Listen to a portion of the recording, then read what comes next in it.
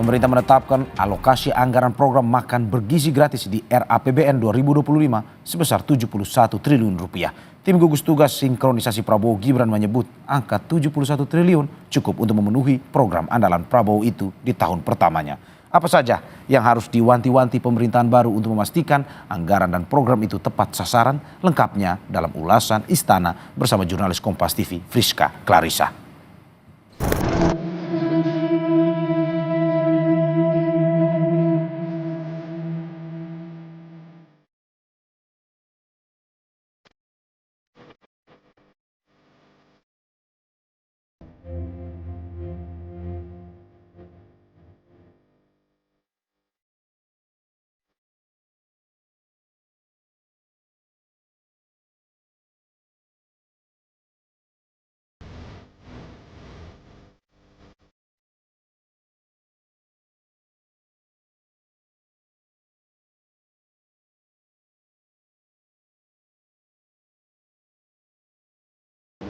Pemerintah dan tim gugus tugas Presiden terpilih menganggarkan 71 triliun rupiah di RAPBN 2025 untuk program makan bergizi gratis di tahun pertama pelaksanaannya.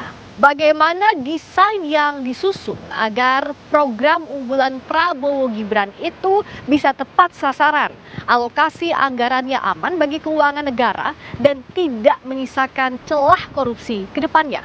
Lengkapnya dalam ulasan Istana bersama saya, Friska Clarissa. Pemerintah menetapkan alokasi anggaran program makanan bergizi gratis di rancangan APBN 2025 sebesar 71 triliun rupiah. Menko Perekonomian Erlangga Hartarto menyatakan pemerintah dan tim Prabowo Gibran telah sama-sama sepakat dengan besaran APBN 2025 yang saat ini telah masuk dalam pembahasan di DPR. Nah, pada prinsipnya beliau telah memahami dan menyetujui hal yang kemarin dibahas di dalam rapat, termasuk salah satunya terkait dengan dukungan terhadap program-program yang menjadi program unggulan, dan salah satunya tentu program bergizi gratis yang sudah dialokasikan di dalam anggaran RAPBN 2025 sebesar 71 triliun, dan tentu ada skala prioritas dan hal teknis lainnya nanti tentu akan disampaikan oleh Bu Menteri Keuangan.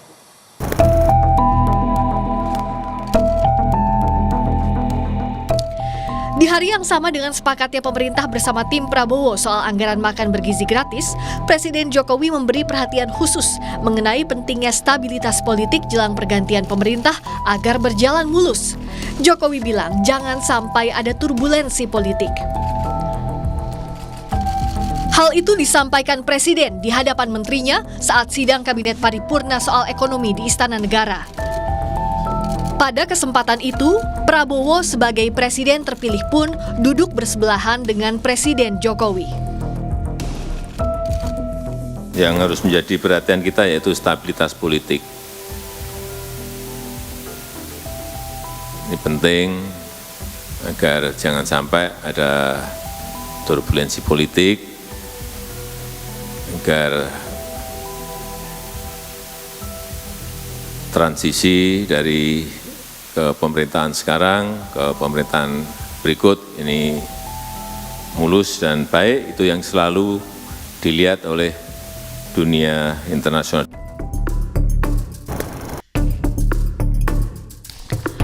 Wakil Ketua TKN Prabowo Gibran Silvester Matutina menyebut data penerima makan bergizi gratis masih dikumpulkan dan harus dirancang secara matang untuk pengawasannya. Namun perkiraan ada sekitar 84 juta penerima manfaat dengan prioritas pembagian tahap awal yang berada di daerah tertinggal, terdepan, dan terluar.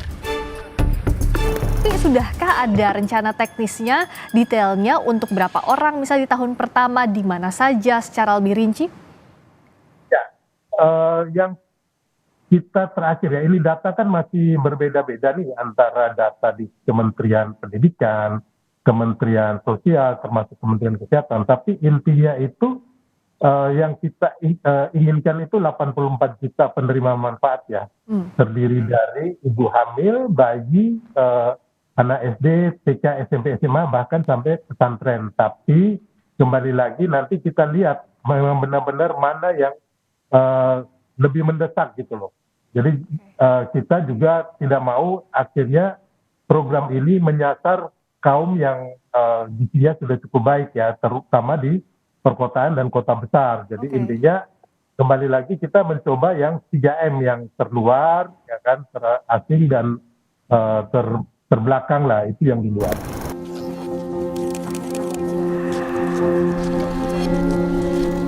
Pertanyaan yang kemudian muncul, bagaimana keuangan negara di tengah masih banyak program prioritas pemerintah lainnya yang juga menelan dana besar, pembangunan ibu kota Nusantara misalnya.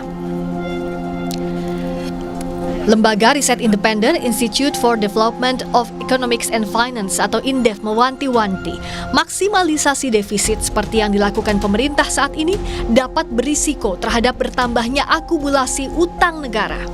Selain itu, pembentukan badan atau kementerian lembaga butuh waktu tak sebentar dan dikhawatirkan pula alokasi 71 triliun rupiah tidak habis terserap di 2025. Ingin maksimalisasi defisit ya dari PDB. Tapi resikonya nanti akumulasi daripada utang kita totalnya itu akan bertambah. Karena di tahun 2024 kita sudah berhasil di bawah 2,3% PDB, which is defisitnya itu sekitar 37-38%. Jadi kalau kita lebarkan defisitnya ke 2,82, maka total akumulasi utangnya itu yang akan menambah. Jadi ada risiko memang. Tentu saja yang saya kira mungkin secara teknis perlu dipikirkan bagi pemerintahan baru, pembentukan badan ataupun kementerian lembaga baru itu membutuhkan waktu yang tidak sebentar ya, melihat pengalaman dari dulu ada Menko Maritim Invest, ada kementerian yang lain, itu butuh waktu sekitar 6 bulan lah begitu. Jadi saya khawatir bahwa alokasi sebesar 71 triliun tidak akan habis ya di tahun 2025. Pemerintahan Prabowo Gibran harus memastikan anggaran program makan bergizi gratis sampai tepat sasaran kepada masyarakat yang membutuhkan. Tak lupa selain anggaran harus aman bagi keuangan negara, jangan sampai dengan anggaran yang besar itu ada celah bobol terjadinya praktik korupsi dalam pelaksanaan program unggulan Presiden terpilih. Friska Clarissa, Ganiar Febrian, Kompas TV, Jakarta.